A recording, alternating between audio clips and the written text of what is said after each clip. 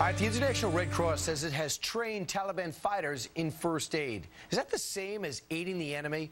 Let's ask Stephanie Sanook. She's a senior fellow at the Center for Strategic and International Studies, and veteran Army officer John Mumford, author of Broke. First, John, you have a problem with the International Red Cross offering aid? I do indeed, Brian. The ICRC is to be independent, neutral, and totally oriented toward victims.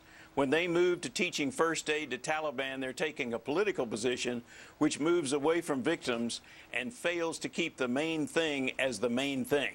Stephanie, are you surprised that the International Red Cross would aid a terrorist organization? I would actually look at it in a slightly different way. They are training Afghan civilians, and I'm not sure how you can differentiate among the Afghan civilians that you're training. Some of them are lower-level Taliban, but we're also now looking at trying to reconcile folks to get them back into the fabric of Afghan society. I don't see it as aiding a terrorist organization. I see it as aiding the Afghan civilians, and I see nothing wrong with that.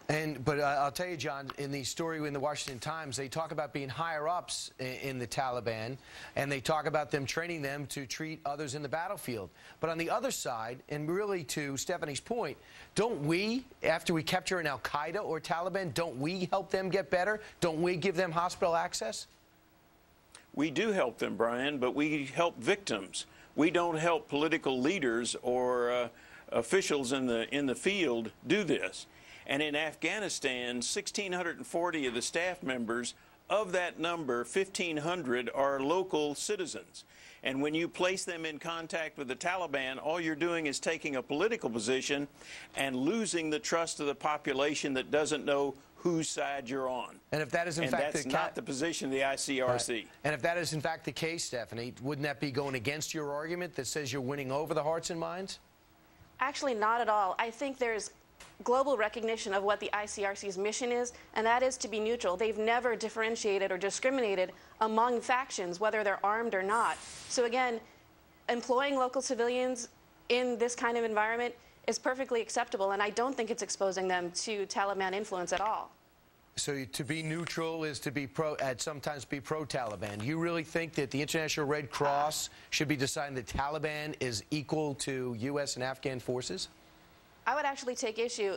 Being neutral is not being pro-anything. It's being neutral. Pro-anything, but you're training an organization that is killing, that are killing American soldiers, correct? Again, I come back to they are training Afghan civilians. I don't know how you differentiate among Afghan civilians on the battlefield. Anyone who's been over there knows that the person to your left or the person to your right, one of them may be a member of the Taliban organization, but you can't tell by looking at them.